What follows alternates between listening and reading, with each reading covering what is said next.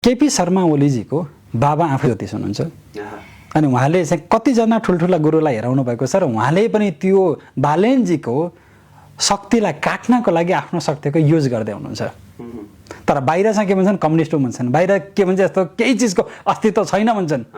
तर आफै मन्दिर जान्छन्, आफै त्यस्ता चिजको आराधना गर्छन् र भित्रभित्रै पैसा सप्लाई कसले गर्छन्, उनीहरूले गर्छन्।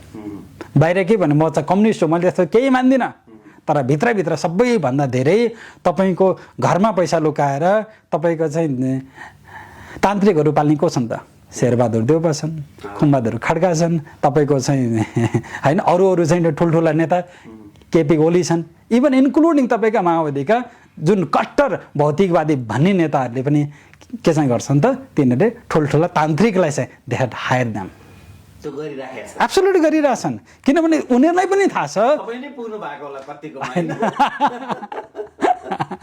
होइन। अब उहाँहरूको नाम चाहिँ नलिउँ, म तपाईँलाई चाहिँ पछि फोटोहरू चाहिँ म तपाईँ देखाउन